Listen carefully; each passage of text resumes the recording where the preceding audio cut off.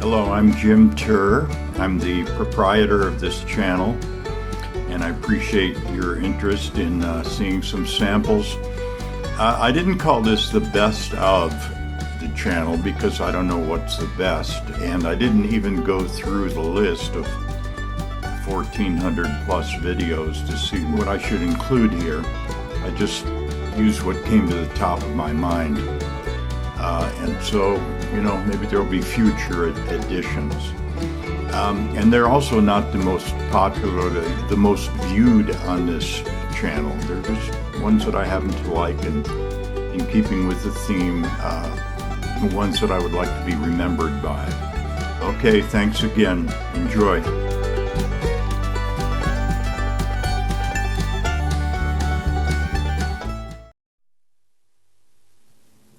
Y'all ready to go?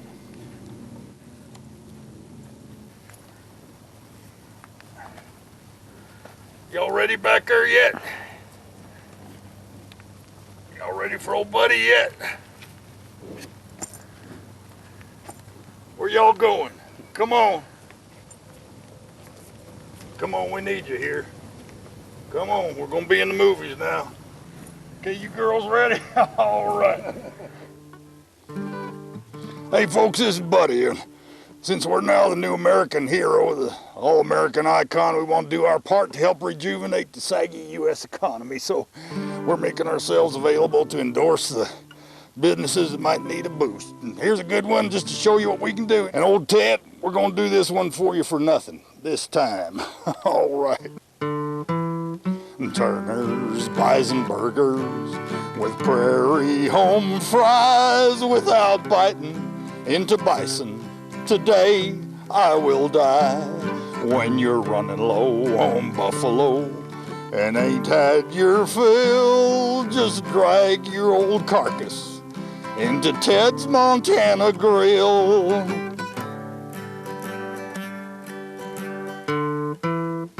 Bison with bacon, it sure hits the spot.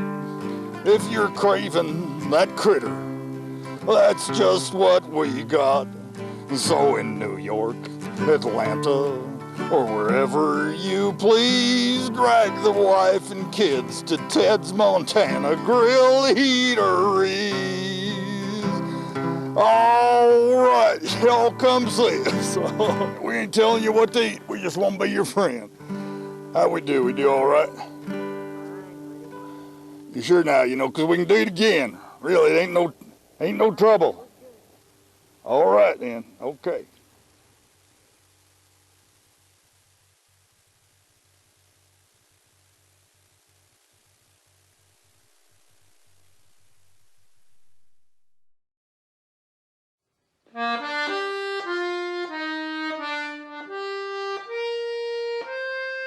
It's no good, Maxine.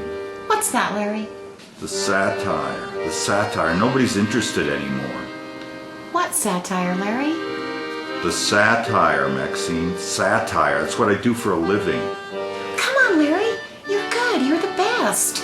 No, it's no good, Maxine. Nobody cares anymore. I'm washed up.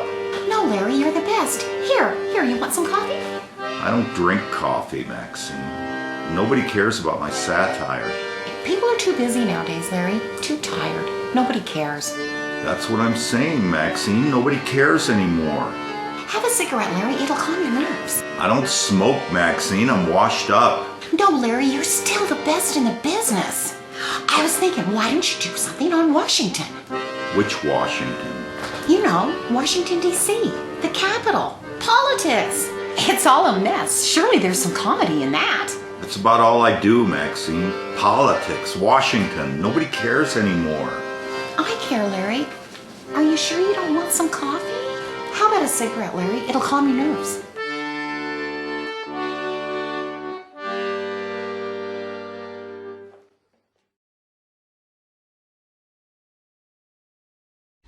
You know, I love the Mexican people. They contain many fine people, not just the intruders who sneak across our borders and disrupt our lives in so many ways. You'd never know it, but I love those people and they love me, especially their professionals, especially their dentists. Yes, much as I complain about Mexicans, many if not most of my own employees are Mexicans. Whether at Mar-a-Lago or at my other hotels and facilities, I find them to be reliable and hardworking. And when it comes to dentistry, forget about it. America's best kept secret, border dentists. So give it some serious thought. Unless you have millions or billions of dollars like me, you need to economize on dental procedures that could drive a normal person to bankruptcy. Consider a fine Mexican dental operation for your fine Mexican dental operation or procedure. Good morning. I'm your Dr. Ralph Rappaport from the university, and with today's Fracking Today, where we learn to understand fracking and how similar it is to many everyday processes that we do every day, and so we can learn to understand it and be comfortable with it, and understand that it's safe and sometimes even fun. And our guests today are Mary and Joseph Whitehall from Mary and Joseph's, of course, the very popular eatery here in town. And with today's example of fracking in everyday life, it has to do with a very common process most of us, some of us do every day around the home. And of course, done with great skill and popularity at Mary and Joseph's. A popular eatery. Mary, would you like to explain what we're going to do today? Yes, what we're going to do is we're going to take this liquid and we're going to, under pressure, forcefully inject it into this chuck roast. And this is this is something you actually do in preparing the delicious... Oh, yes. And are you wish to tell us what's in there or no? This is a secret recipe that's been passed down for generations. We never tell anybody. You don't have to what's in tell. there. You don't have to tell us. It's not important to our example. Joe, you ready? I think so. Why don't we just go ahead, Mary, and show the folks at home how it's done. Okay, we're going to draw the fluid up into the fluid, which we don't know what it is, but okay, that's fine. It's not relevant. And then we are going to jab it forcefully into the meat. And this is very much like fracking, very... Sometimes I think I can hear the little fibers screaming, but who knows? And it does make the meat taste better. Okay. Notice how it... go ahead, Mary. Go ahead. I notice how it... We'll put the microphone down here to hear the little fibers screaming.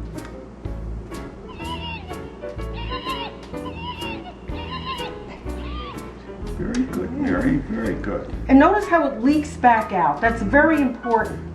The leaking. Beautiful, beautiful. And now you have a tender roast ready for the customer. You certainly do. It's beautiful. It's painless, like fracking itself, much like fracking itself, right? It's easy as pie. There's nothing nothing to be afraid of. It's just regular fracking. So that's injecting. That's our example for today. And thank you, Mary. Thank you, Joe. And we welcome your input. And by golly, come be our guest if you have an example to show us of what something you do that's like fracking. And we welcome funding, of course, for more of these educational episodes from industry-friendly sources. Well, from anybody. It doesn't matter. We're just trying to demonstrate the science of fracking here. And please be sure to visit our website at frackingtoday.com. And again, till then, next week, goodbye from Fracking Today.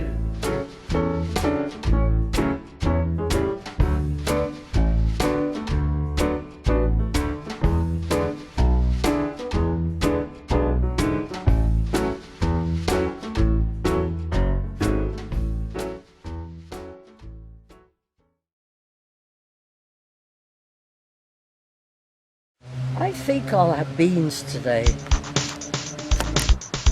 And how about sauerkraut?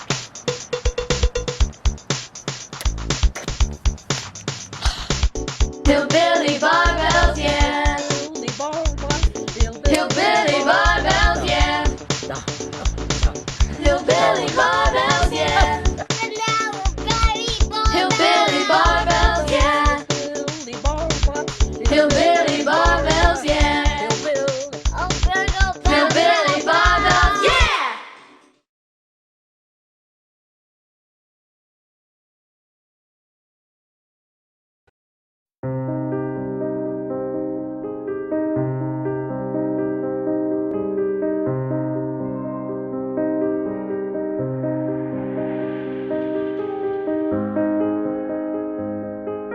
quietly reading some adventure novel, as I normally do, and all of a sudden there was an explosion.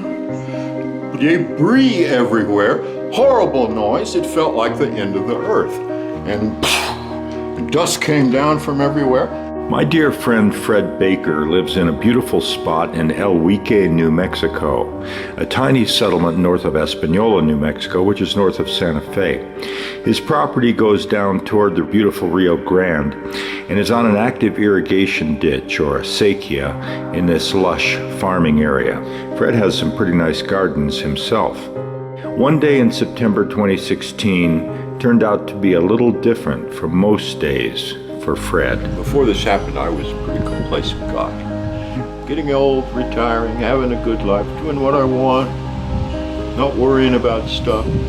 Boom. Now my complacency is shattered. In megatons.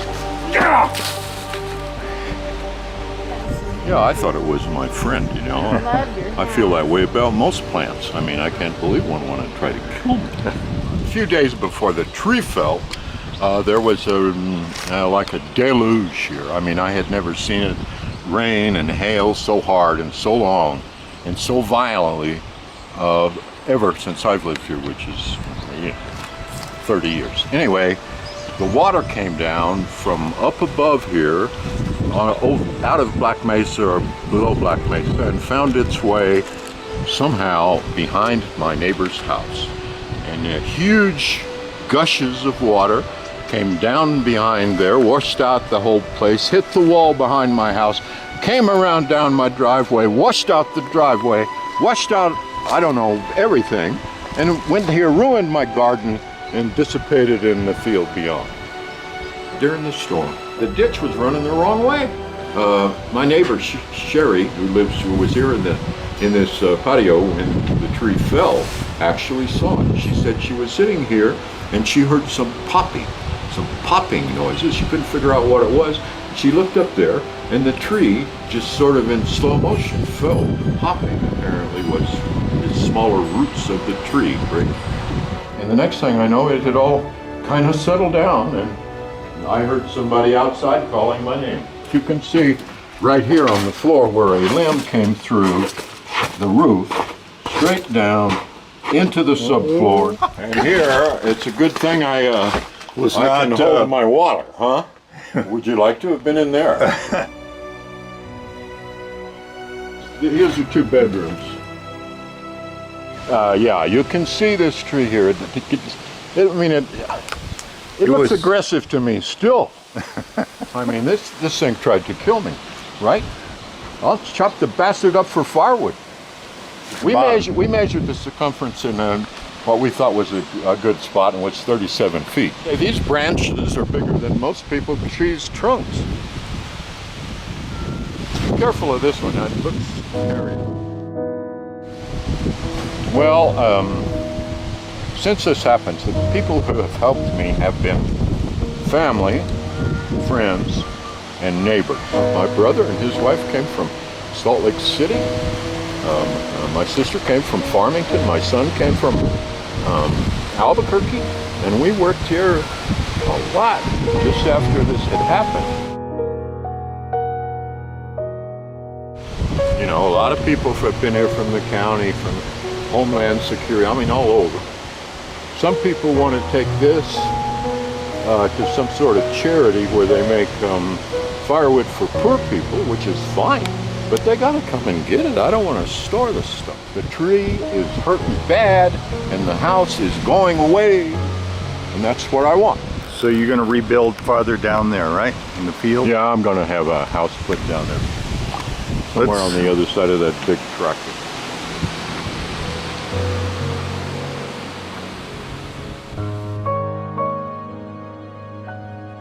Nobody has a chainsaw around here big enough to cut that tree.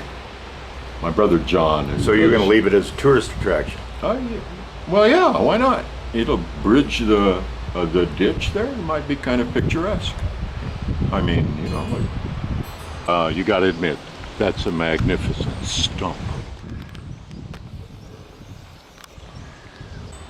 or nothing else will be up there. So and besides, we can't cut it. I mean, apparently there are methods of cutting it, but we don't have them in this part of the country, that's for sure. My brother John, who's in kind of engineering services in Salt Lake, he says they have things they can put around there and cut it. It's like a chainsaw or a very long chain that goes all the way around it, and it's diamond toothed, and they just wear it down. You say, well, this is cottonwood. It's a pretty soft wood. I don't think they use it for furniture at all.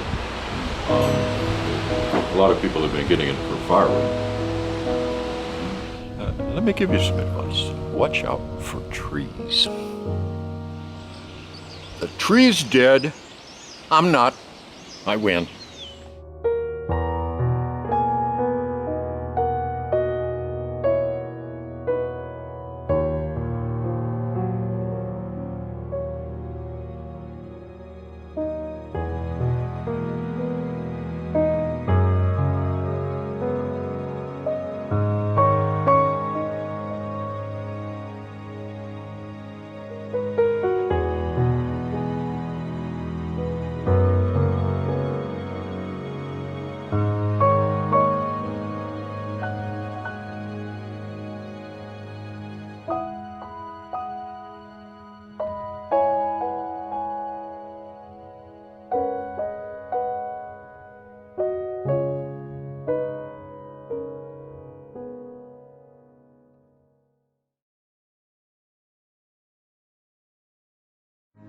Between the bagels and carrots and cold Perrier.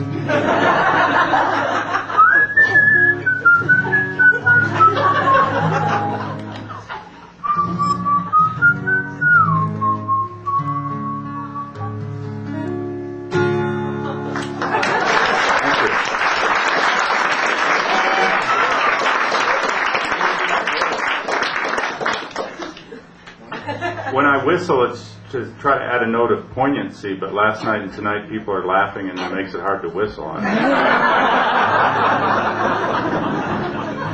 This is a song that was inspired by a line a friend of mine told me, younger friend of mine told me he heard this in St. Louis, I think, as a pickup line in a bar. And it's like a guy says to a girl, did it hurt? And she says, did what hurt? Did what hurt? And you say, when you fell down from heaven. And I just thought that was great. I thought that required a song.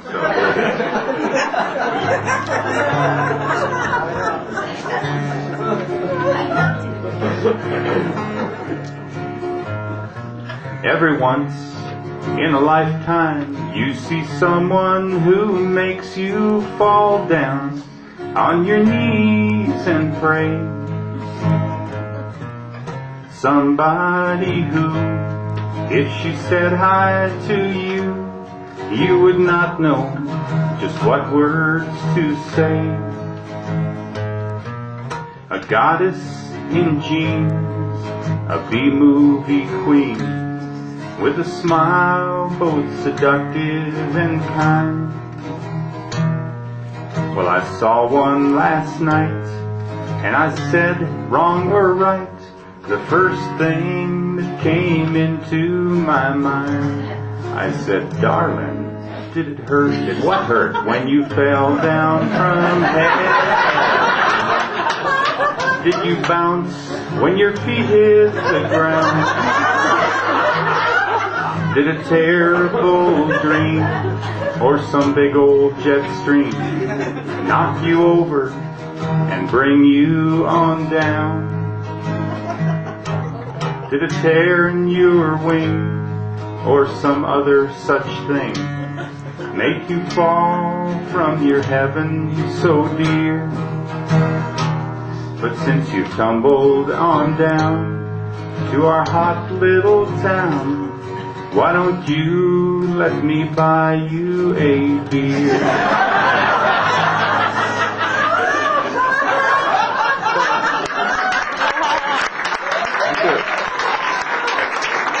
Maybe I should just quit right there. Well, my heart, it was racing as I wondered if my words had soothed her, or Lord, had they stung. Then she asked me, did it hurt? I said, what? She said, boy, when the devil put that fork in your tongue. I thought I'd lost it all. I could think of no comeback as my heart, it continued to race. Then she said, angels don't drink. And then she smiled and said, I think we should talk about this back at your place. Darling, did it hurt? What? When you fell down from heaven? Did you bounce when your feet hit the ground? Did a terrible dream or some big old jet stream knock you over and bring you on down? Did a tear in your wing or some other such thing make you fall from your heaven so dear? But since you've tumbled on down to our hot little town, why don't you let me buy you a beer?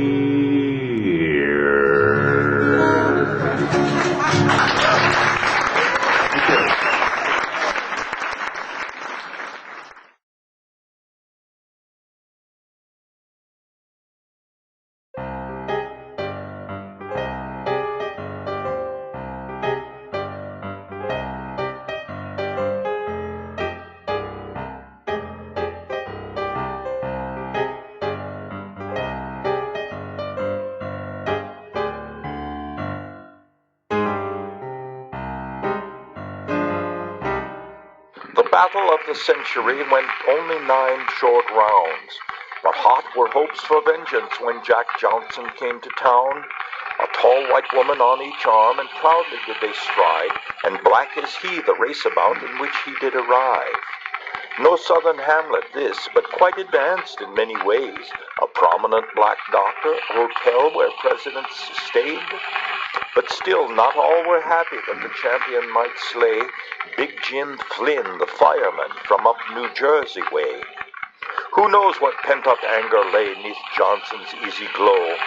Barred from the local inn, he had to rent a bungalow, while Flynn, only the challenger, had no such painful stings.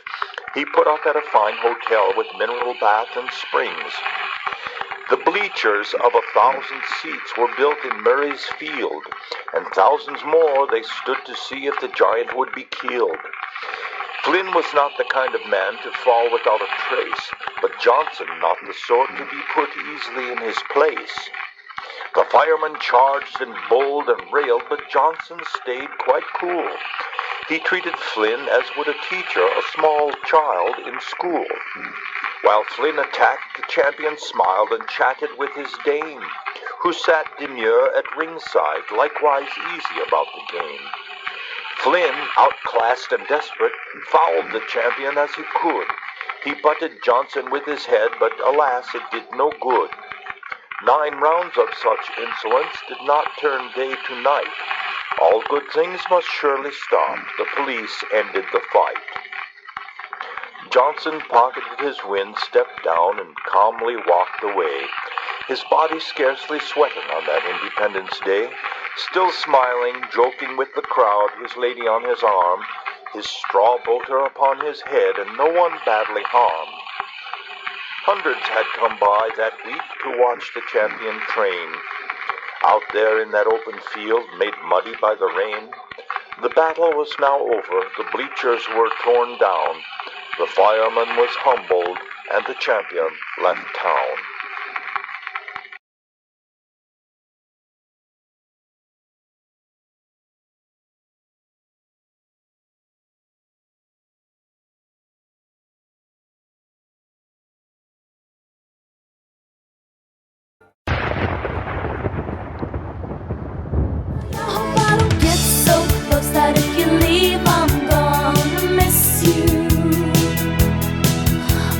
Just wanna see what it would be like to kiss you.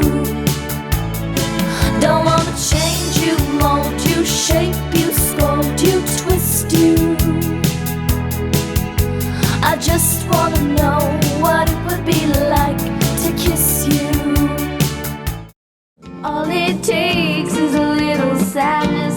All it takes is a little soul. All it takes is a little madness to get us to our goal. You're my power, you're my pleasure.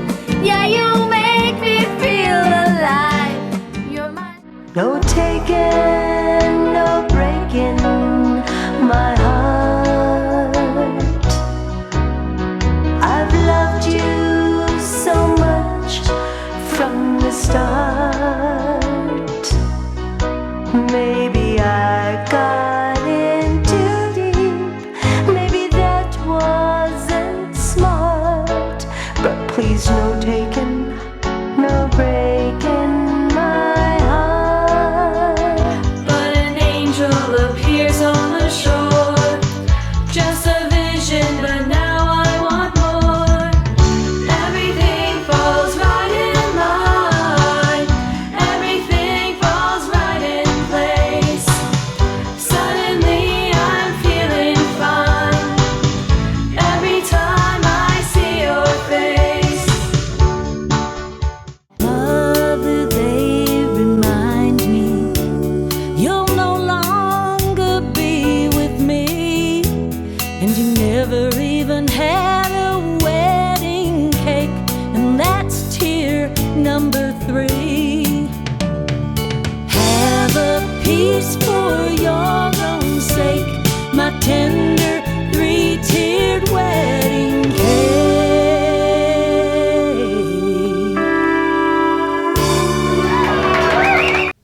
You may have gotten the sense that these songs, which might have succeeded and produced income and recognition years and decades ago, have been tied up in some legal arrangements, which are rather than relying on his own skill, he turned to the very respected Don and Victoria Armstrong for help with his campaign jingle. Well, thank you for meeting with me and offering to try this. I'm running for president in Arizona, like I said, believe it or not. And I need a jingle, and I know you guys can deliver something really appealing. I'm willing to pay you the big bucks like you charge for this service. So I'd love to watch you work. I love the way you work, so see what you can come up with. Well, let's see.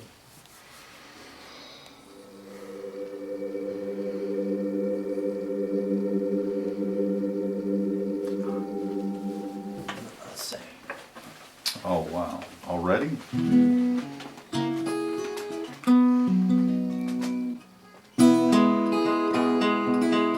Termite, termite, stand up on his hind legs and fight for the good, for the right.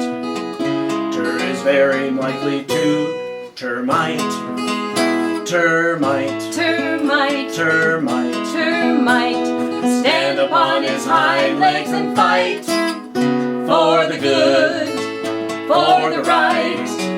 Terr is very likely to termite.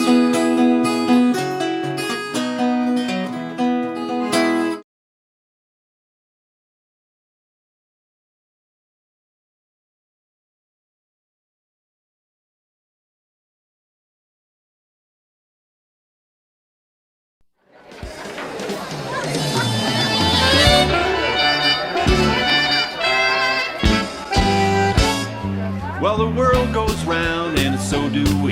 Been doing this dance since 43. Now I've been told when you hear that beat, you're hearing millions and millions of happy feet. The world wouldn't be in such a big bad fight if everybody was up and jitterbugging all night. Say, do you like the jitterbug?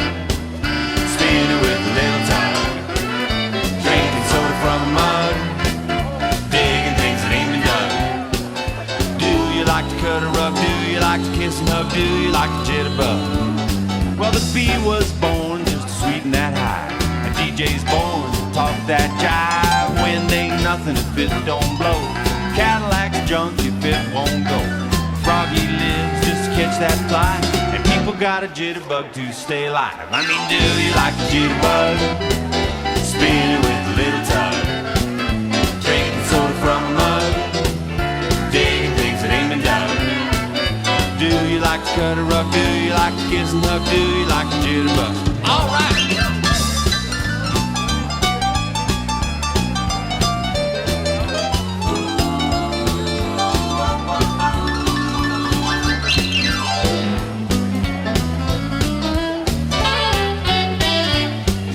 Come with me to the downtown club.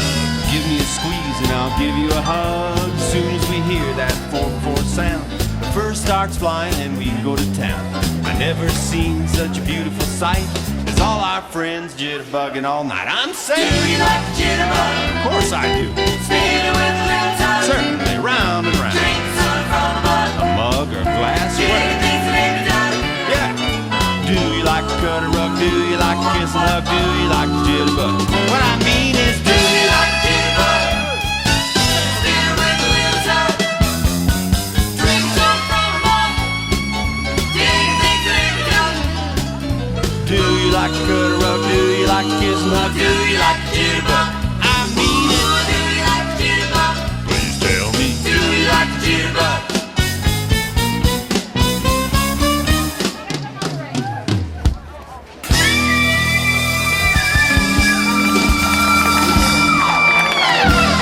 Let's hear it for the dancers. Thank you, thank you. Jim Terr over there. That was good. All kinds of surprises. Of course I do. Spinning with a little tug. Certainly, round and round. Drink some from a mug or glass, whatever. Yeah. Do you like to cut a rug? Do you like to kiss and hug? Do you like the jitterbug? What I mean is, do you like the jitterbug?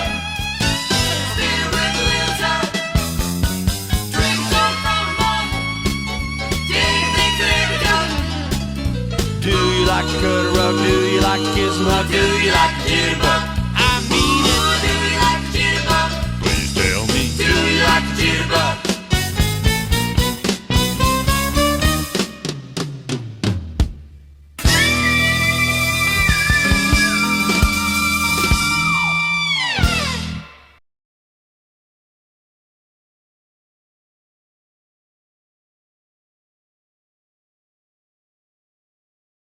I learned this song from these fellows in the Faroe Islands, between Denmark and Iceland, up near the Arctic Circle. But everybody sings in the Faroes. They really don't have an instrumental tradition. They have a vocal tradition, and of course these very, very long ballads. You know,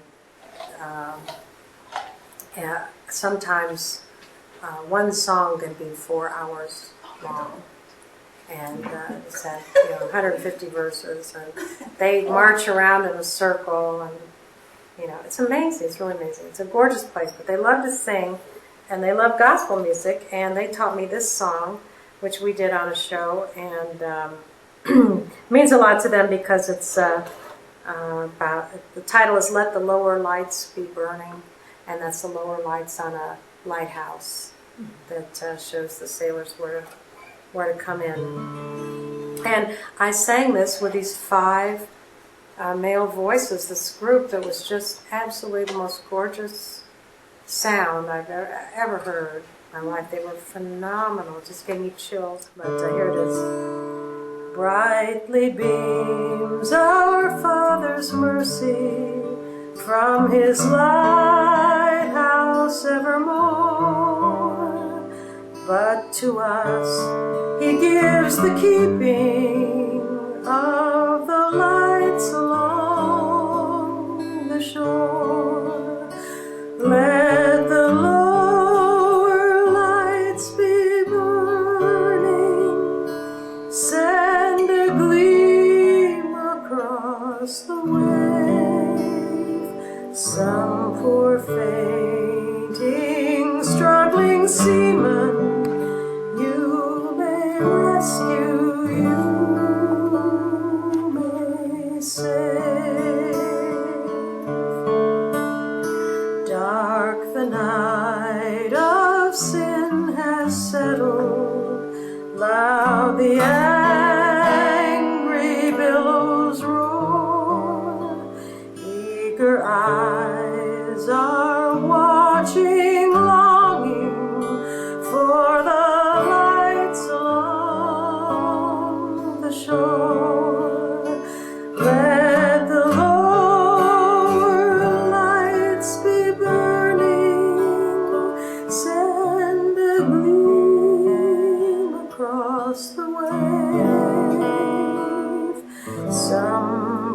fainting, struggling seaman, you may rescue, you may save. Trim your feeble lamp, my brother, some poor seaman, tempest tossed, trying now to make the harbor in the darkness may be lost. Let the lower lights be burning, send a gleam across the wave. Some poor fainting, struggling seaman, you may rescue, you may save. Wow.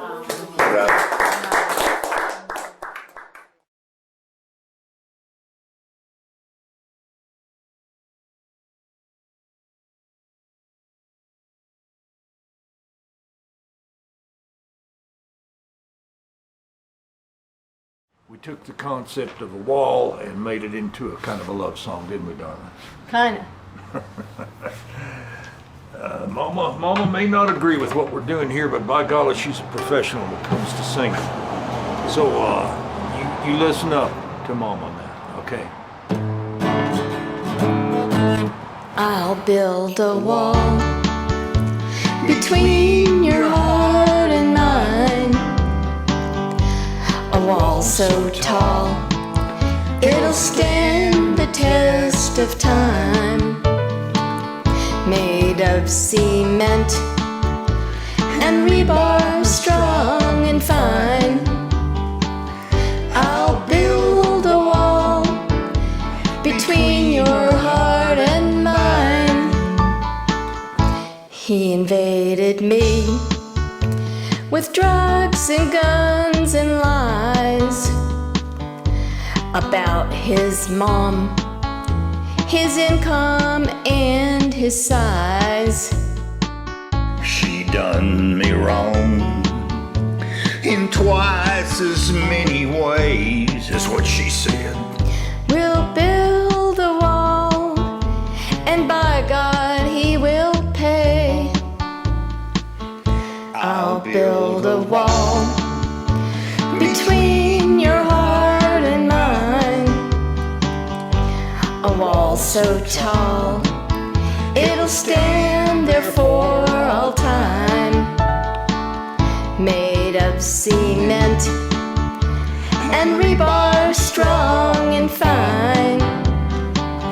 I'll build a wall between your heart and mine. All right, how about it? Let's hear it for little Mama. She ain't been formally trained. By golly, she's always up for a little performance.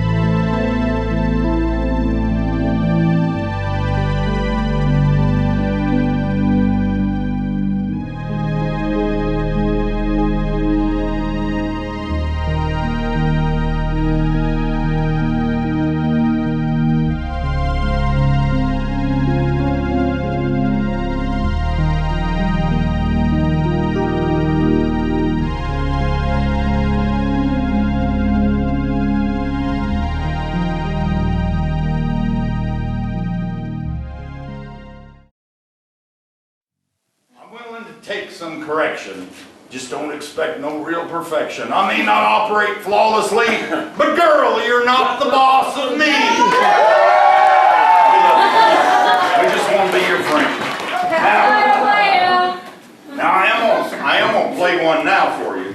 This also has never been performed before tonight. Serenade me. You're not the boss of him.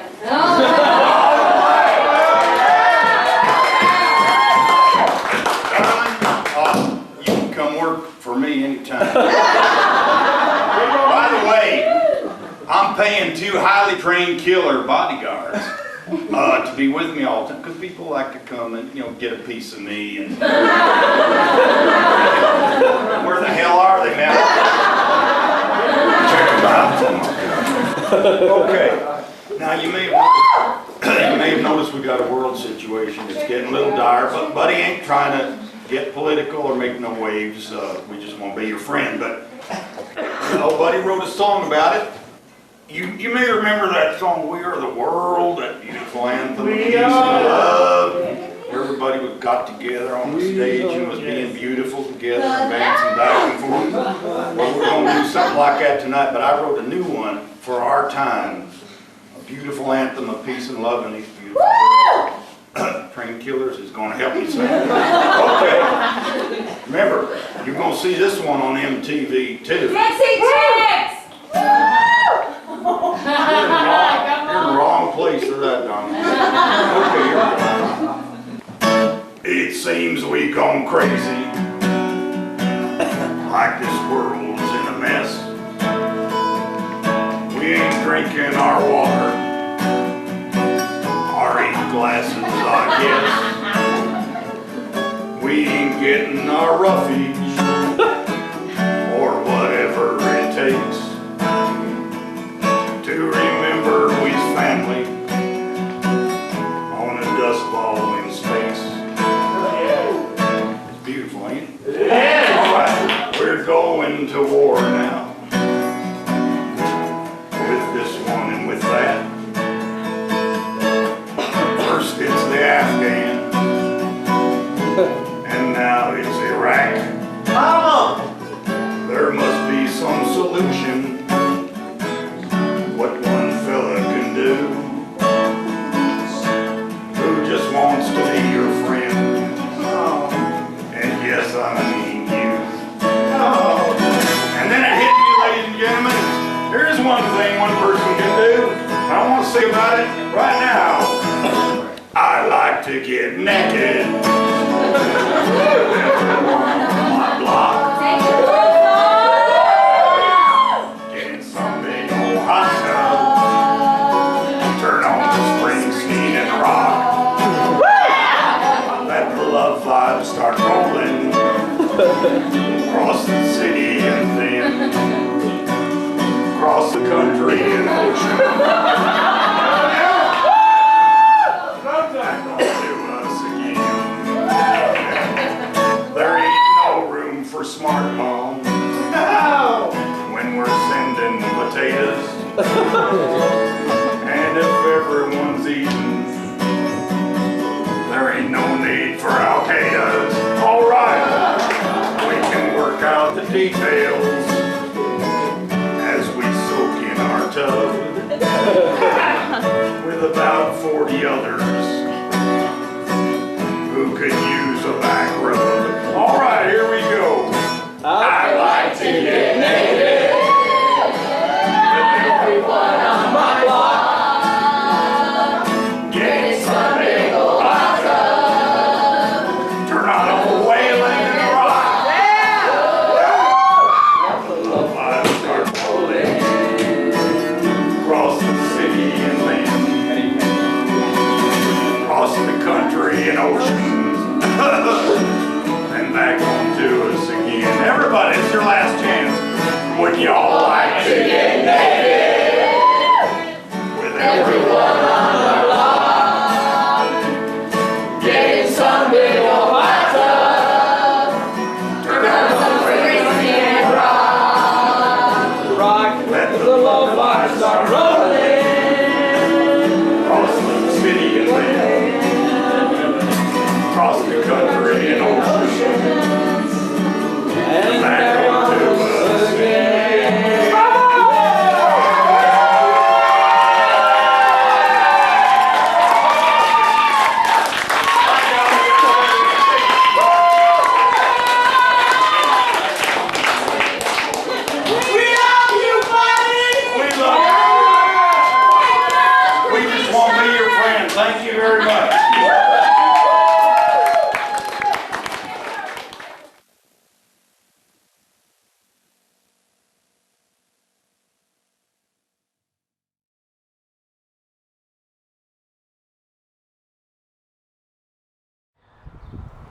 Well, I've wanted for a long time to do this little personal essay on why I take racism and anti-Semitism and so on very personally. And so for better or worse, when I was a kid, I didn't read much, but a friend gave me a book called The Rise and Fall of the Third Reich and a few other books about the Nazi experience and Holocaust and all that. And I read them and they made a big impression on me. And I've always been kind of on the lookout for that kind of demagoguery that gets people going like that. And I was always curious, well, about a lot of things. I've interviewed New Mexico veterans of World War II about their experience, people that whose experience I would like to get and don't know. I've interviewed them. So I did a documentary of interviews with survivors of the Holocaust and saw a lot of materials, gruesome materials that a lot of people haven't heard, even beyond the concentration camps and so on. And you know, among the things I saw or have read, and maybe you've read, were stories of people in the not just in Germany, but like in Poland, of Jews being rounded up, Jews that were always resented, rounded up and, you know, herded into barns and set on fire. And you know, that's your mother. You got to understand, it's you and your family. It's not somebody else. And babies, you know, being taken and like this, just whacked against a tree like that. And that's your baby. See, that's what everybody's got to understand. And you may think, well, that's Jews, but no matter what group you're part of,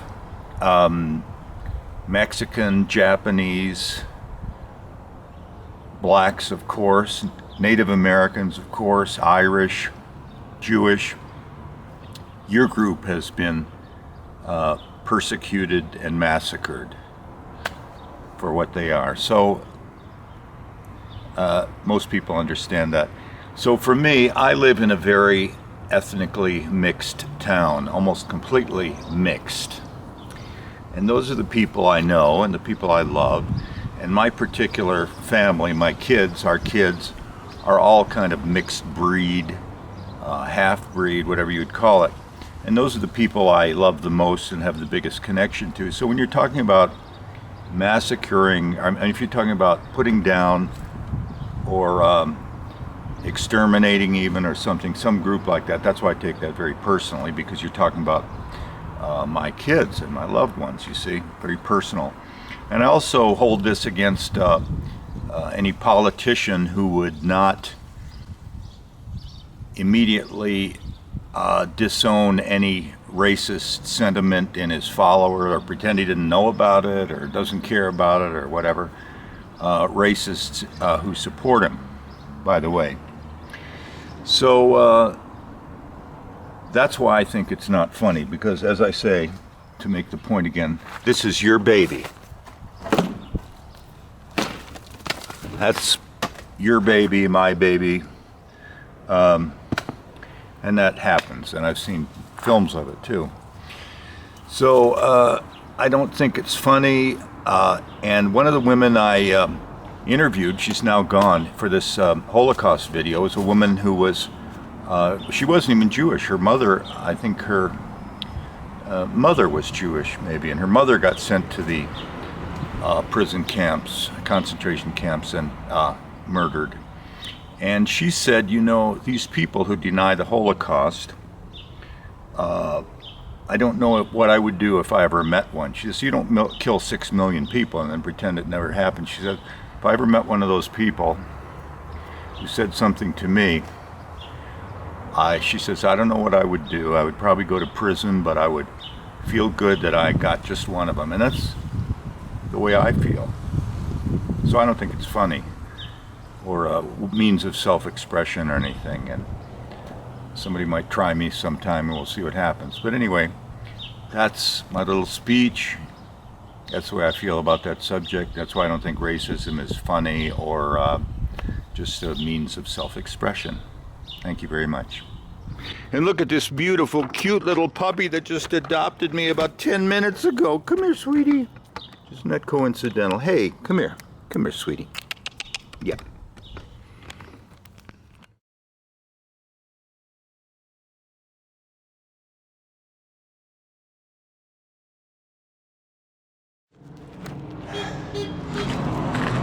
Well, I'm a big fan of Antiques Roadshow, and I wrote, I think, a rather cute little song about it called Roadshow Rejects. And I want to see if we can say hello to some other kind of antiques like myself. And what better place than right here in Charlie's Spick and Span Bakery and Cafe. We came up on the auction block right on time, about 2 o'clock.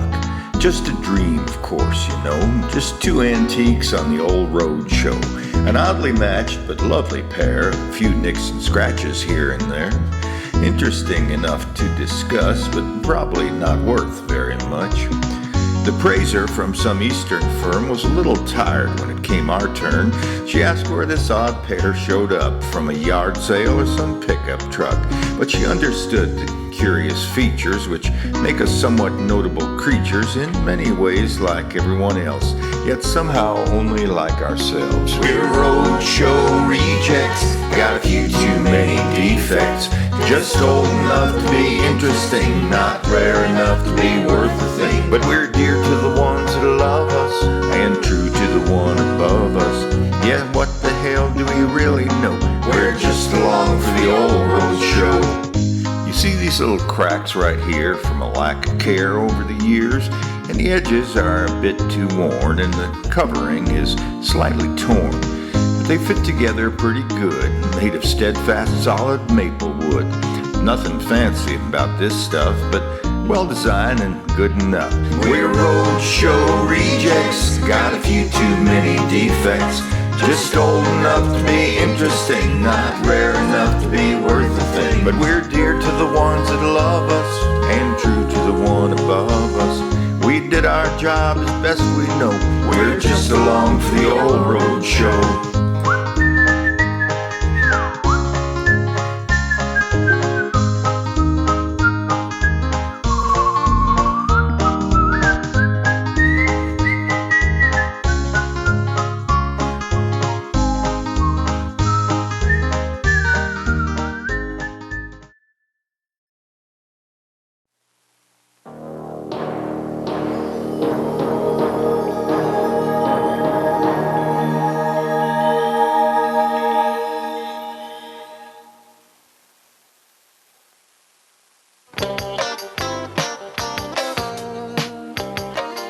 Yeah, Rod Stewart. That's right, the big rock and roll star. Yeah, Swedish actresses, young models, he had them all. Middle-aged crazy, oh yeah. Come here, sweet young thing, and convince me I'm not getting old. Well, let me tell you something. When the chemistry is right, there is no fighting it. And when he met me, he made a complete fool out of himself. Isn't that right, honey? That's right, love. Love. I love how they say that. Anyhow, I was a maid in one of those hotels he was tearing apart, pulling down the chandeliers right when I was in there cleaning. I says, "Not in my hotel, you don't, Buster." And he looks at me real sad, like a little boy. And he puts down his bottle and he sits down and he starts sobbing. I guess nobody ever talked to him that way before. Isn't that right, honey? Right, love. Anyhow, so then he sends his little chickie out of the room and he starts pouring out his heart to me. And over the next few days he's in town, he keeps pestering me, asking me out, all that stuff. And frankly, it was very interesting. I think he was embarrassed to be seen with me in front of his mates, his friends, you know, because Rod Stewart only goes out with the finest, most nubile chickies in the Western world. And frankly, I don't really like that. Maybe I don't want anything to do with some rock and roller, you know, but then I figure, what the hell, and we give it a whirl, and here we are. Actually, he's not a bad guy, and God knows, a little security is nice for a change. I got a prenuptial, you can bet on that. Anyway, yeah, he's a pretty sweet guy, not at all like that Banty Rooster stage image. Isn't that right, honey? That's right, Mom. So remember, be yourself, stand your ground, and you might end up with a little security too.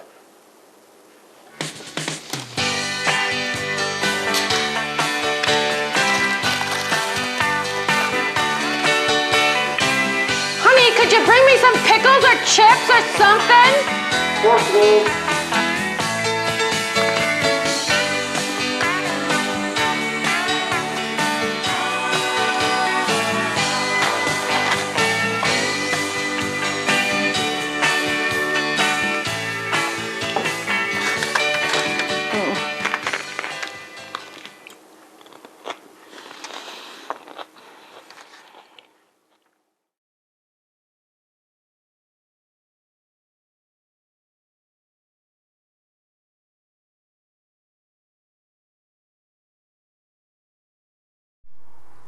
I was at UNM when my mother died, and I had to quit school and raise my brothers and sisters.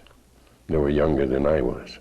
I come from Tierra Amarilla in northern New Mexico, and at the time that the war came, I was teaching in El Rito, that's in northern New Mexico too.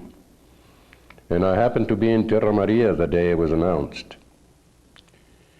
And the next morning at the Selective Service Board, there were lines out there in the snow of people ready to enlist, to go fight for their country. That attack on Pearl Harbor really affected the Hispanics in northern New Mexico. Well, all over the state. I enlisted in the Air Forces. The Air Forces were part of the Army then. And because I was not going to walk in the war, I wasn't going to freeze. I was a ball turret gunner. The ball turret is a bulb, a plastic bulb, right underneath the belly of the plane. And I was a ball turret gunner because I was the smallest one in the crew. And it was very cramped in there, even for me. And the other three went on to tangle with the 6 Germans that were coming. We never saw that fight. But we owe those guys our lives. You see, I never got to hate the Germans, because I never fought them hand to hand. I never even saw them. I was fighting machines, not people. I abhorred the very idea of human beings killing human beings. I did then and I do now.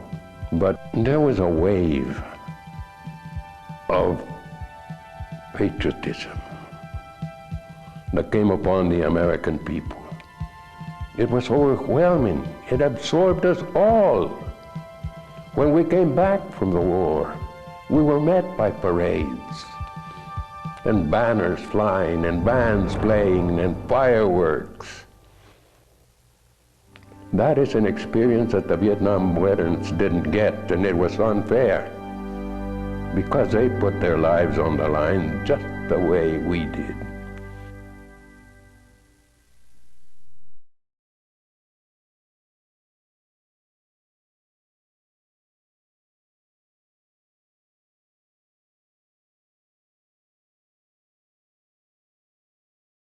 Hi from Snapple. Jim Terr of New Mexico sent us this tape.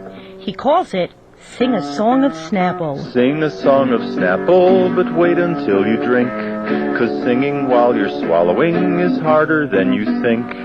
Grab that friendly bottle, enjoy its heft and girth, and gulp the drink that's made from all the finest stuff on earth. Okay, kids, sing a song of Snapple, but wait until you drink, 'cause singing while you're swallowing is harder than you think. Grab that friendly bottle, enjoy its heft and girth, and gulp the drink that's made from all the finest stuff on earth.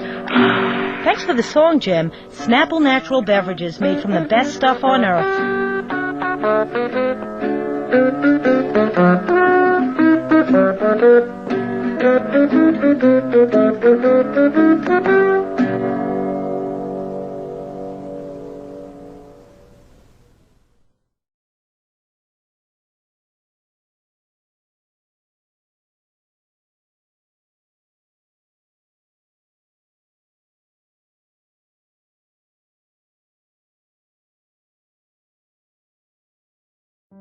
Well, Spencer Seim is a noted fishing guide, a fly tying expert and historian, and he figured prominently in the book and the movie to be the feather thief.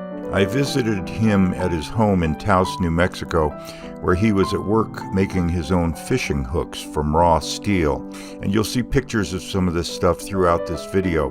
But I was visiting him mainly because he wrote the most remarkable little essay or meme, which has been shared over 600,000 times on Facebook alone.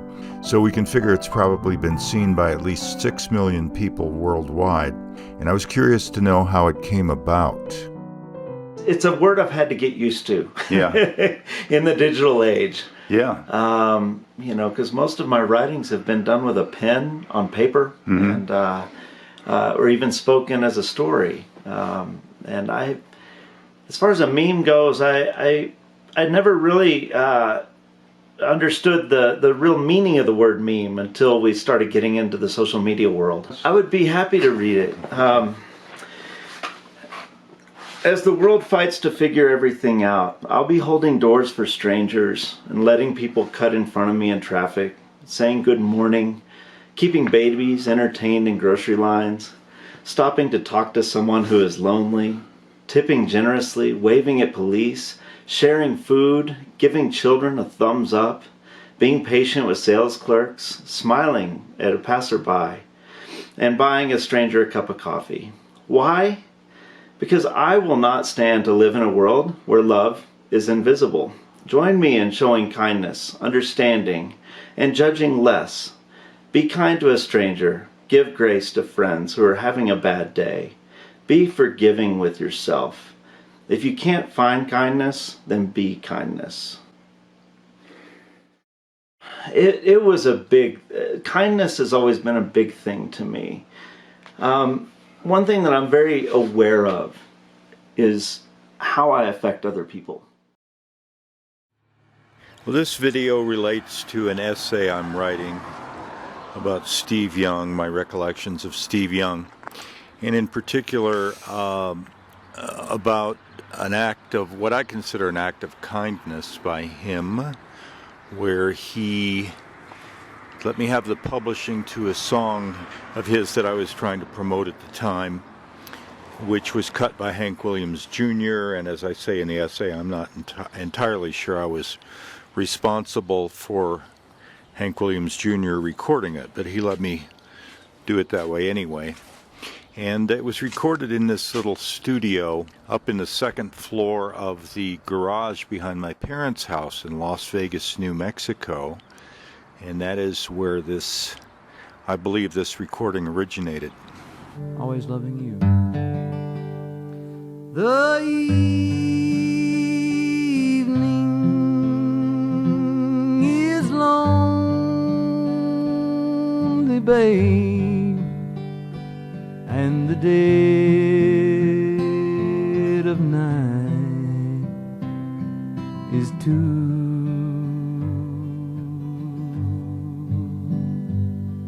And I recall all the things we done. You know I'm always loving you.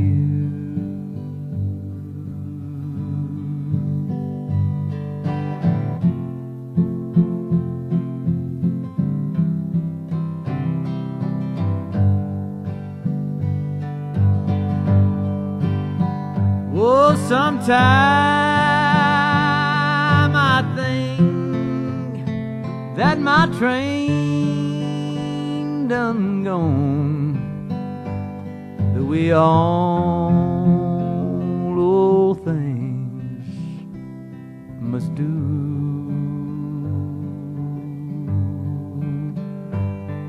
But I'm still waiting for it to come. You know I'm always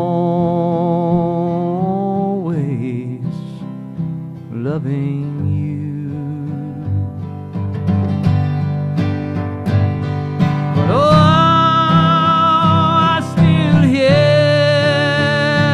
that old whippoorwill.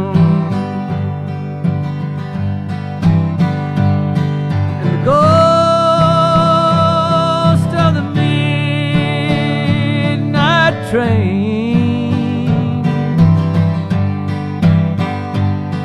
and I still love to go along down by the old Union Station in the rain.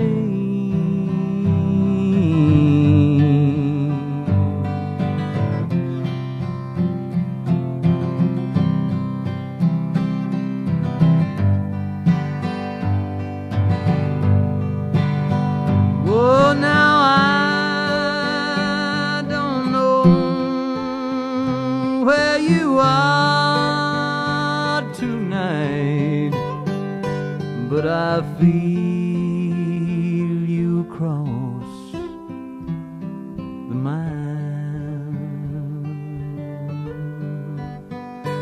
and I'm standing there just inside your mind, just behind your pretty smile.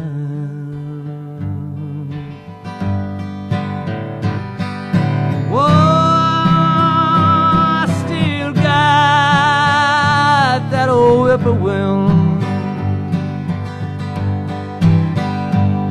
and the ghost of the midnight train, and I still love to walk down by the old station in the rain.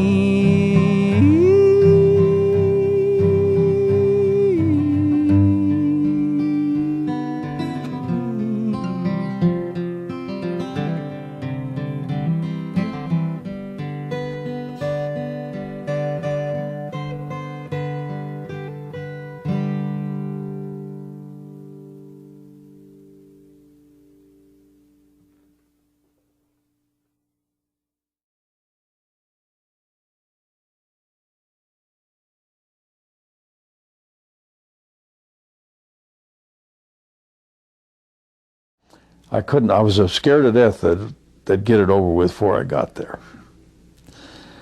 Okay, so where if you love war, where do you get the action? You get the action in the infantry. You know, up close and personal. And what a thrill for a kid like me. 18 years old and, you know, never out of Pottawatomie County, Oklahoma, hardly. The idea, you know, when you're 18, you're absolutely immortal. Being in a foreign country, being in France, being in a real war. It was on a wonderful autumn, beautiful autumn day I saw my first guy killed.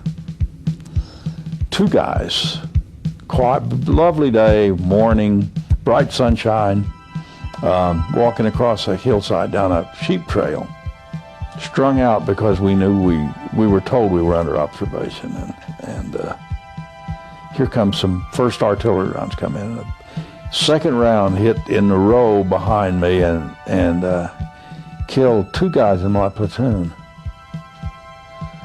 which makes everything seem a little very realistic. I'll tell you. All of a sudden, you realize that this is serious business.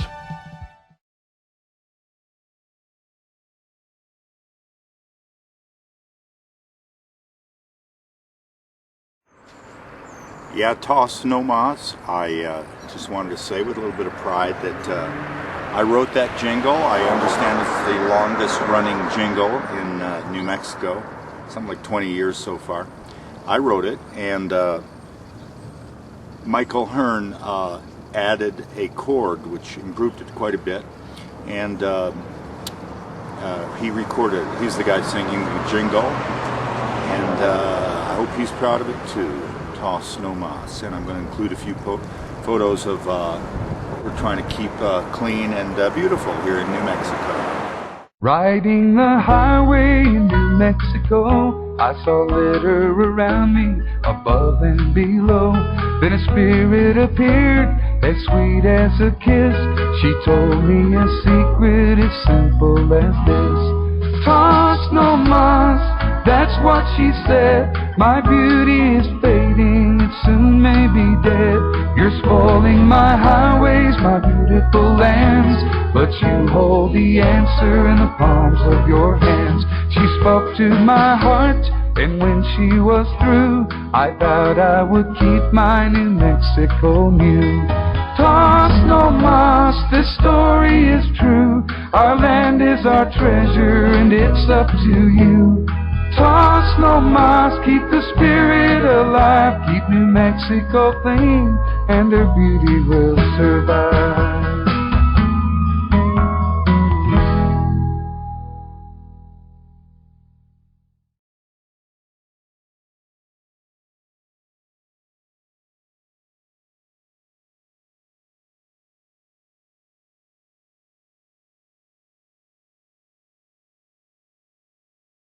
This is really something that's a direct consequence of what happened after 9/11. Of course, yeah. There's a terrific book by Dana Priest, who's a Pulitzer Prize-winning journalist, called Top Secret America.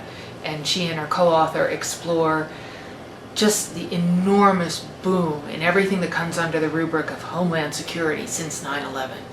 It's not just a national security agency, it's of course the entire intelligence community. And with that goes the contractors, the defense contractors, and I think in this environment what we have seen over and over and over again is that the courts are extremely deferential to national security. They are loath to push back in any way if the government puts out there that somehow this is classified or that there's a national security element to it. And ultimately, that's not very healthy for our democracy. And I respect your opinion on this because you, having been with the CIA, you're a person who doesn't, you know these threats are real. So you're not demeaning that. You're just talking about how it's... Absolutely not. There are groups and individuals out there that mean to do the United States harm. It's in some cases an existential threat. The thought of ISIS or ISIL acquiring any sort of nuclear capability is absolutely terrifying, or Al-Qaeda for that matter. So there's no question that there is a significant threat. But what I'm talking about is a culture that has been inculcated in our country of fear, because fear is an extremely powerful motivator to get people to do what you want. And what we have seen in the last year and a half now of the NSA and its overreach and its robust collection capabilities far exceeds, I believe, what the Constitution grants us under the Fourth Amendment. And courts are very slow to be able to say, wait a minute. So the things that are getting chipped away at are our civil rights and privacy and stuff in the process. I believe so.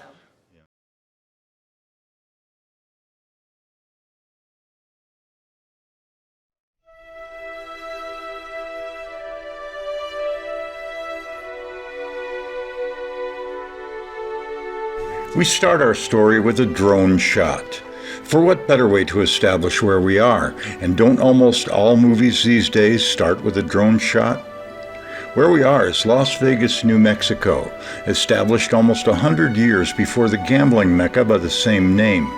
In its day, it was a prominent trade and cultural center in the Southwest, the biggest city in New Mexico territory, home to a grand opera, grand hotels, a synagogue, banks, streetcars, and was one of the first cities in the country with telephone service.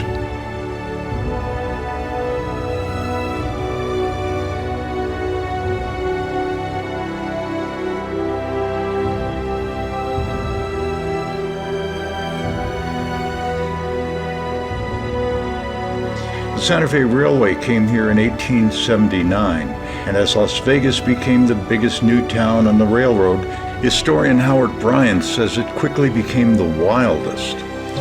The lawless history of Las Vegas, New Mexico, has long been one of the best-kept secrets in the history of the western frontier, surpassing Tombstone, Deadwood, and Dodge City in violence. For example, Dodge City, Kansas, often regarded as one of the most violent towns in the West, recorded only 6 or 8 killings during its heyday in 1878. Las Vegas, on the other hand, recorded nearly 30 killings during a 30-day period in 1880, its heyday. The strange thing is that despite all that violence, Las Vegas, New Mexico is now known as one of the friendliest towns in the West, the sort of place where strangers will help out strangers without question, and where diversity is welcomed.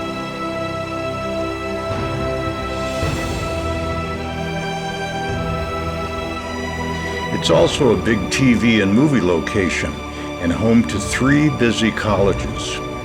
Visiting here, you'd probably never guess its violent history, and maybe that's just as well. As the camera lingers on certain scenes about town, as our eyes rest on pleasant sights in the countryside, let the history roll, as written by the late Howard Bryant in his book, Wildest of the Wild West. The images you'll see mostly don't reflect the characters and locations you're hearing about in these stories, but again, are simply to remind us that a dark and tangled history can lurk behind every corner of our little town. Or yours.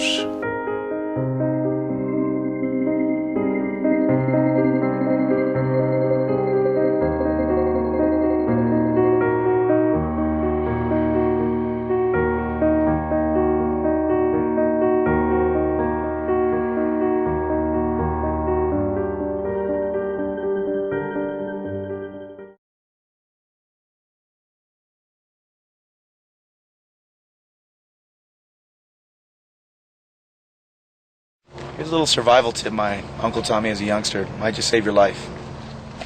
Why? Because if a car is driving along on your side and goes out of control, goes off the road for any reason,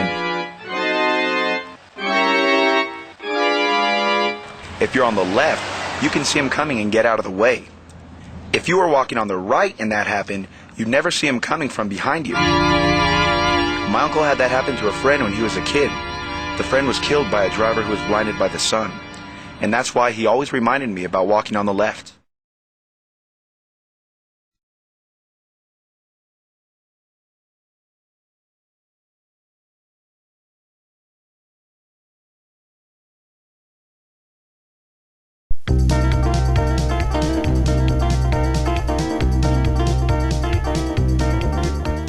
You know, you've kidnapped the wrong guy. How do you figure? Well, in the first place, your partner's a jerk. How'd you ever get involved with this ding-dong? We've known each other since we were in high school. We're partners. Lovers, sort of. Whatever. Don't say a bunch of shit about him. Did he actually graduate from high school? I told you. Don't talk about him that way. No, I mean seriously. Doesn't he know enough to take a leak before you embark on a kidnapping so he doesn't have to stop to take a whiz? We've been on the road a couple hours already, okay? He's got a small bladder, what can I say? Well, hey, I admire a woman who stands up for a man. You know, you may think I've got money, but you're wrong. I mean, I'm sure I got more money than you do. I can fly to Hawaii anytime I want, stuff like that. But I've only got about $60,000 to my name, and that's mostly in stocks and CDs. This is my dad's car. It's a company lease. He's the one that's got the money. And I don't think he'd part with it to get me back. In fact, I think he'd be glad to get rid of me. Guess we'll find out about that. There's something else, if you don't mind my saying. You are such a beautiful woman. And if circumstances were different, I'd be on you like white on rice. You mean if I wanted you to? Don't forget about that part. Well, I haven't forgotten about that part. But I can tell when the feeling's mutual. Isn't it? In fact, there's a lot of things I admire about you. You're strong and you're sassy. You got the balls to take a chance on something like this. And you are hot. Totally hot. What do you say we let bygones be bygones and just follow up on what we're both feeling? Just dish that shit for Brain's boyfriend. Let him fend for himself. I am so turned on. How do I know you really mean it? You mean, how can you tell when a man's turned on by a strong, beautiful woman who lives life on the edge? Well, how do you tell when a man's turned on? Animal nature. You know I'm serious. Let's go to Hawaii tonight and get acquainted. We'll just ditch your fuckwit friend in there.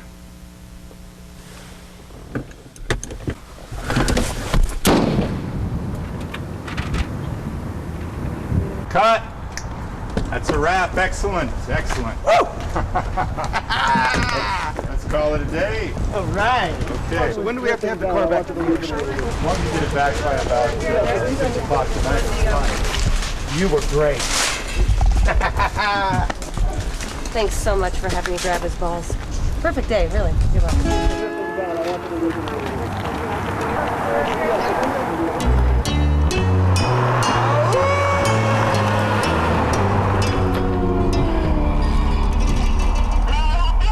Yeah, 2 fries and a shake. And, chocolate. Would you like that as a marinade? I can add a marinade and make it a marinade for just 99 cents more. okay, yeah, how much will that be then total? It's okay. Fine. $4.69. I don't know why we're getting all this food anyway. We're not going to be eating it. We're not going to be paying for it either, goddammit. Let's go. God, you were so great. You make it look so easy. I mean, you've got such a natural style. Where did you study? Well, I never studied acting, in college or anything. Give me all the cash you got in the drawer. Now, all of it! I have to ask the manager. Are they still shooting that movie out there or what?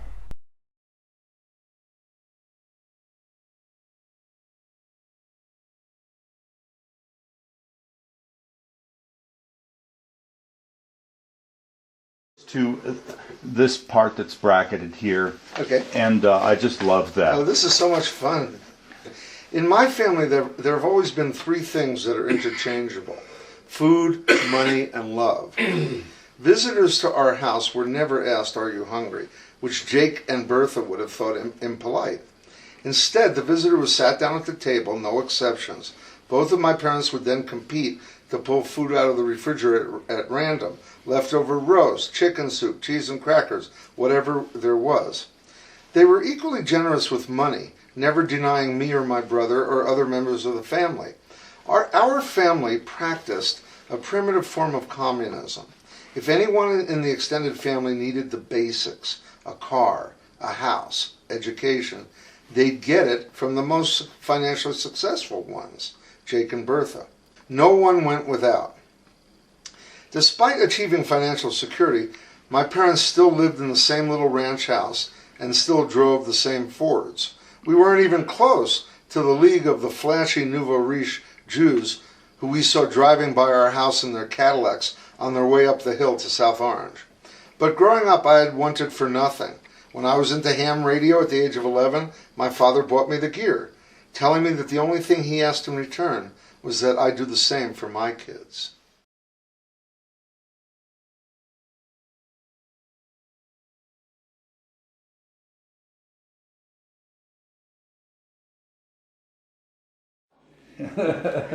Well, Suhail, maybe you know that one of the great pleasures of my past 2 or 3 years is getting to know you and your family.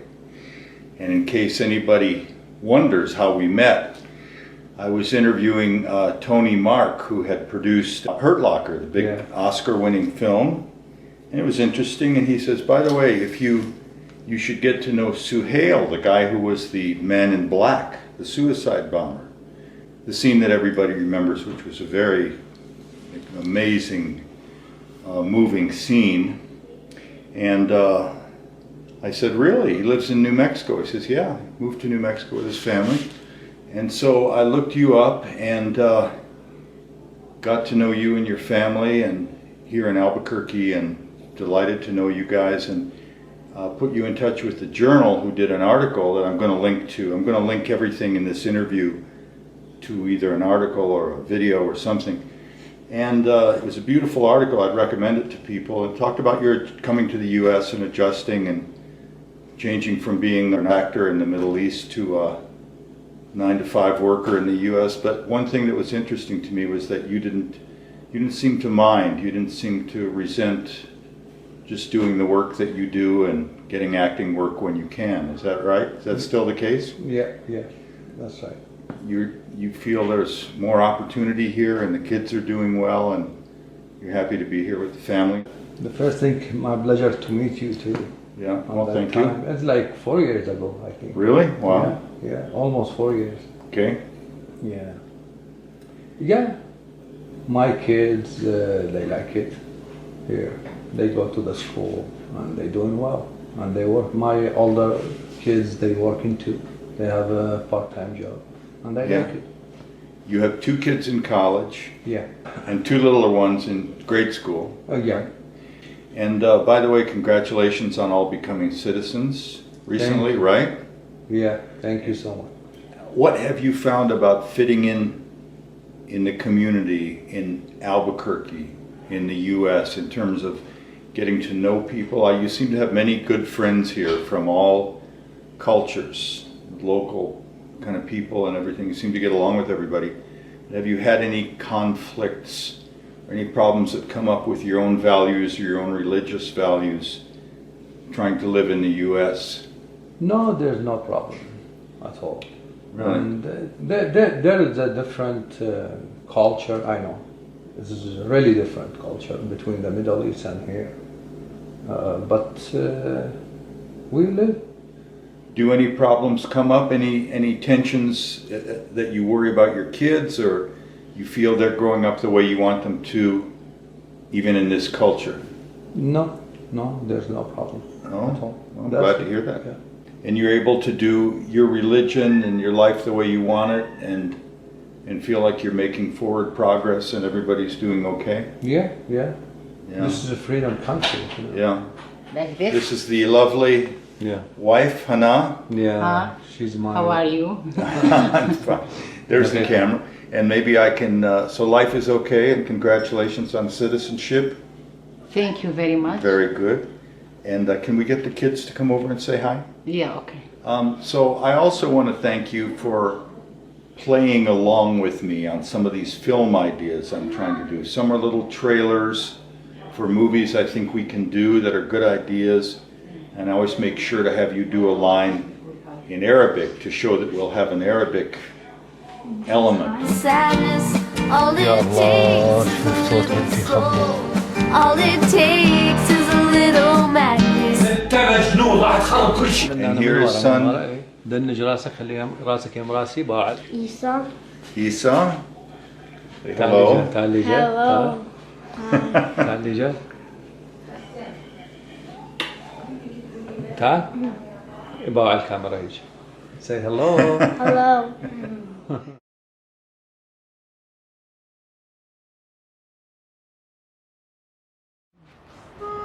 Bobby Braddock has written many of country music's biggest hits, and certainly many of the songs I loved the most before I ever realized they were written by one person. He's the only songwriter to have written #1 hits for 5 consecutive decades, including this decade, an amazing record. I was glad to have a chance to interview him about jingles, starting with a story that relates to one of his best-known hits.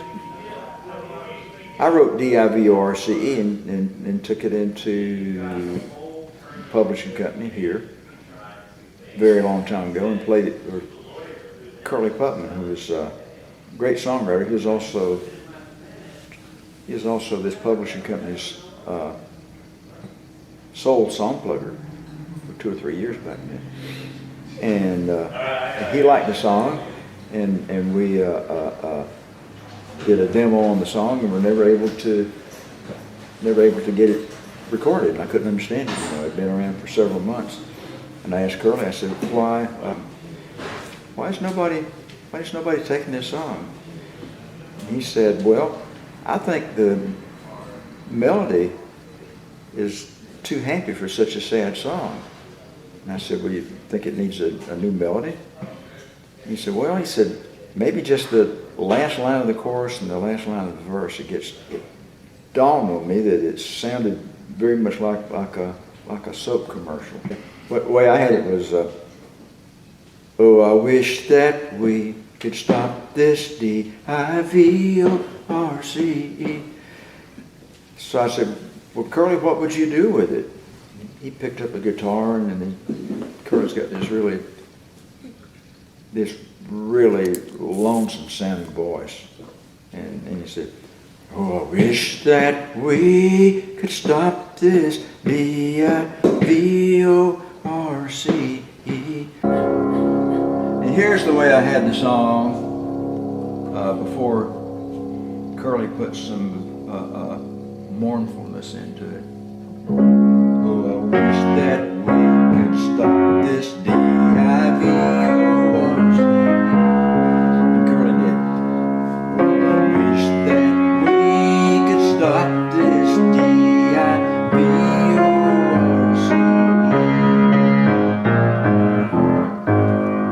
Piano's out of tune. I said, let's put it on tape like that right now. So we sat down and put it on tape, and I played the piano, and I did the thing that Billy Sherrill kept on the record, the dum dum dum dum dum dum dum on the piano, and Curly sang it with that new lonesome sounding thing on the last line of the verses and on the last line of the chorus. And so we took it to Billy Sherrill. He cut it almost immediately, and I told Curly, I said, well, we need to split this song. Curly said, no. He said, more people know who I am, because he had a big international hit.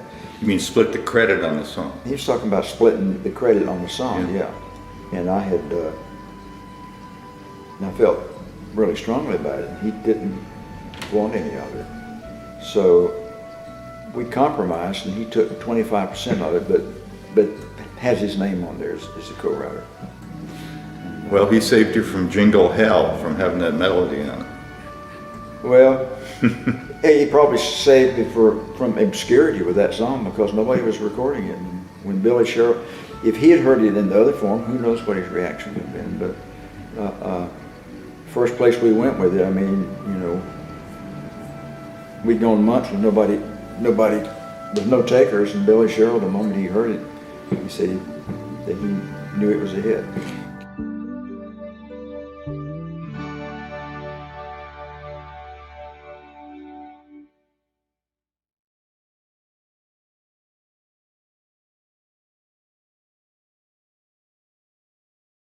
Well, hello. I would like to sing you what I think some people think is my best song, and I guess maybe it is. It's most requested anyway, most appreciated. It's called You're Not the Only One. I wrote it a long time ago in a strange time. My dad had just died, and I guess I was very emotionally open, raw in a way. And the song kind of came right out, and here it is. You're not the only one. Don't think I'm begging you to stick around and be around me. If you found somebody else who makes you feel more like yourself, I long ago gave up the thought that there's only one soul out there for me. If you don't adore me like you used to, I can say goodbye to you too. Wish me luck in meeting up with one who likes to play with pups and talk of love and time and space. Yeah, I might find her any place. You're not the only one who's beautiful and kind and fun to be with. when the sun comes up. And honest, and I'm pretty sure that I can find another. Yeah, they're everywhere, no, I don't care if you jump up and leave me blue, looking for someone like you.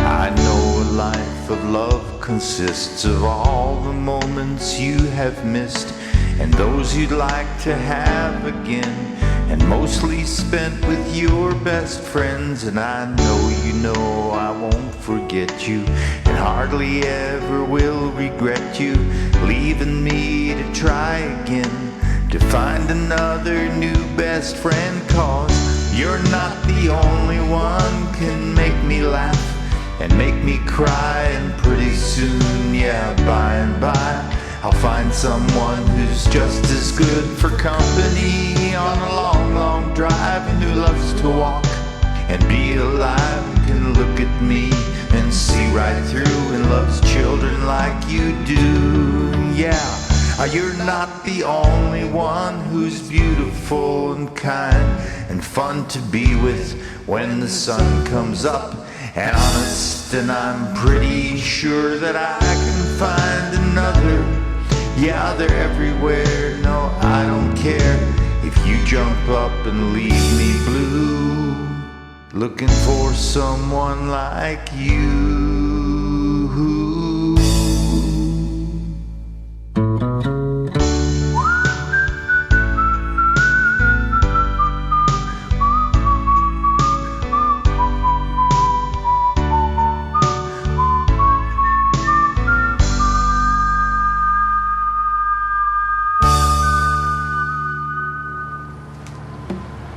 Thank you. I'll tell you something else strange about that song now that it's over, is that a lot of people think it's hilarious, which is fine. I don't see it. I don't see how it's hilarious, but if you do, that is fine with me. Thank you.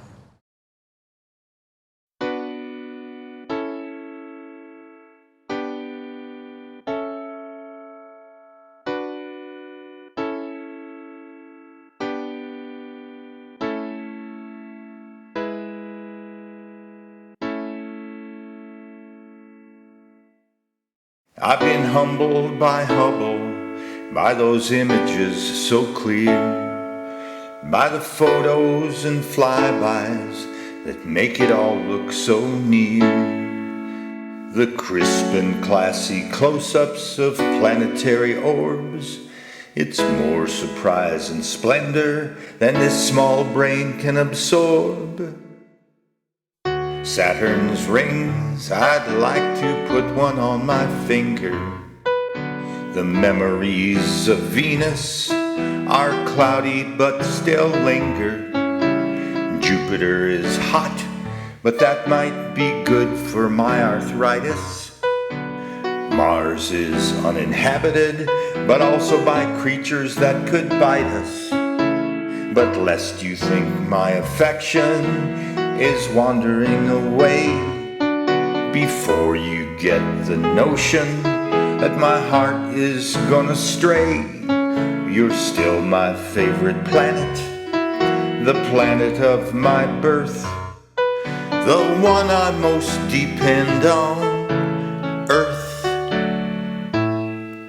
It's fun to fantasize about a trip so far away. Maybe I'll board a transport and fly to the moon someday. Maybe I'll get a better glimpse of Jupiter or Mars and get a little closer to those burning, shining stars. But this cloudy, crazy blue ball survives and still prevails, delicate and vulnerable, but somehow tough as nails, more valuable than all its silver and gold and oil's worth. The lady I depend on, Earth. Yes, you're still my favorite planet, the planet of my birth, the one I most depend on, Earth.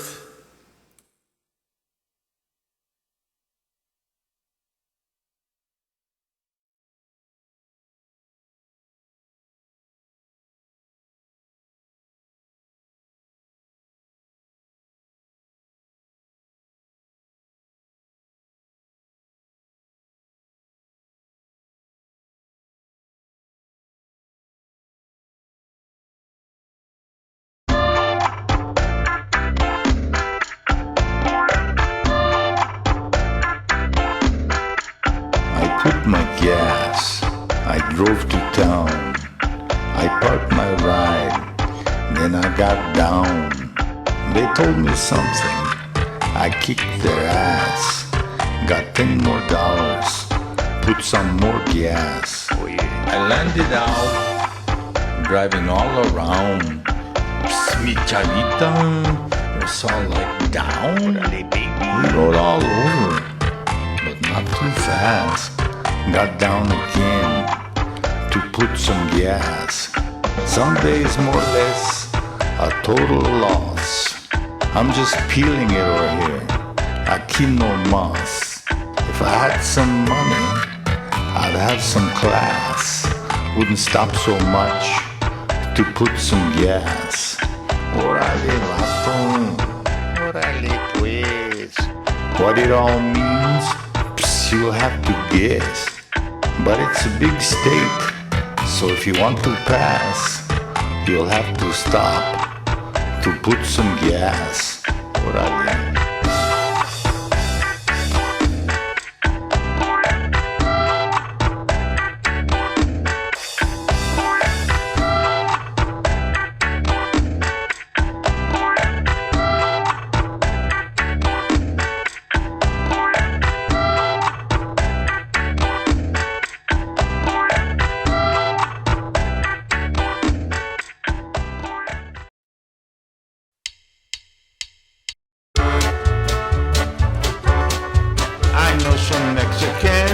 Some Bolivians, Czechoslovakians, Jamaicans too. I've met some Russian folks who love a dirty joke. Cuban cigars they smoke, oh yes they do. I know some Japanese, got a few in my family. Likewise from Italy, Liverpool as well. I know good folks from Ukraine, a couple from Bahrain. I hear it never rains, it's hot as hell. I got kicked out of Venice, played Chinese table tennis with a British guy named Dennis, if I recall. I've known some Vietnamese, as friendly as you please, Zimbabwe and Belize and Senegal.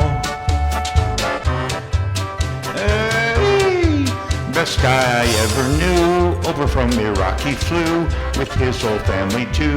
We became good friends, as groovy as they get. They're solid gold, you bet. I'm so glad we all met. Now they're citizens. I know some Taiwanese, Filipinos, Balinese. Take your shoes off if you please, for you come in. I know Panamanians and some South Africans and a few Canadians. Everybody wins.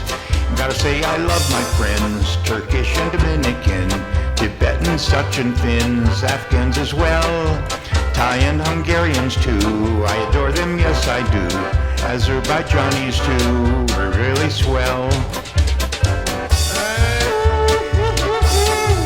The Georgians let me in, I think I met my twin. We all went for a swim, oh yes we did. Fell in love in Amsterdam, also in Switzerland.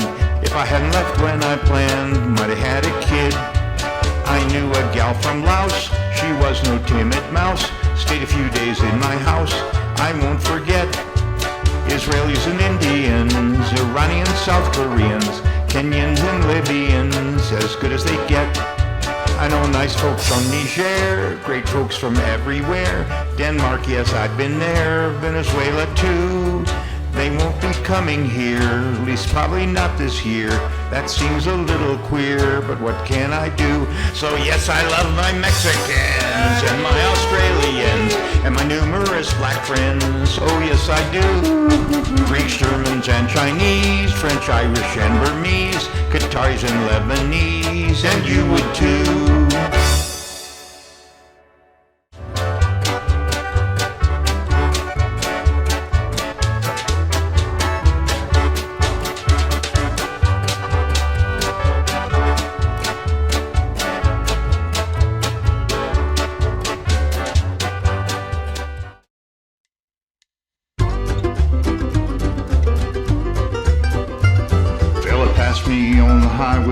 Threw out a big trash bag. I caught up with him at the one stop, said, hey, I don't mean to nag, but you dropped something a while ago and I thought you might want it back. So here you go, and right over there is a dumpster for your sack. Then back up on the interstate, I saw there up the road people swerving to miss a cement block fell off somebody's load. I put my flashers on, pulled over to remove it. I figured if not me, well then who else is gonna do it? It's just the way of my people, it's a decent thing to do. I'd like to think I did a few things right before my life is through. The earth is my church, the sky is my steeple, the sun is my source, it's just the way of my people. I know it's such a little thing, but at the supermarket I like to take a minute to return my shopping cart, and I leave the campground cleaner than I found it every time. It's a tribute to my daddy, anything else would be a crime. And if you lend me your pickup, even for a little job, I return it with full tank, I don't want to be no slob. And when I see someone who needs help, I try to do some good. I stop and help them out just like I know you also would. It's just the way of my people, it's just the way we are. Tradition is our mission, that's not a real high bar. The forest is my temple, that mountain is my steeple. That's just the way we are, it's just the way of my people. Yes, it's the way of my people, it's a decent thing to do. Treat your brother like it's possible, he's having troubles too. It's who we are, you won't find us under any particular steeple. Ain't no big deal, you'll find it's just the way of my people. Yeah, what you see is what you get, it's just the way of my people.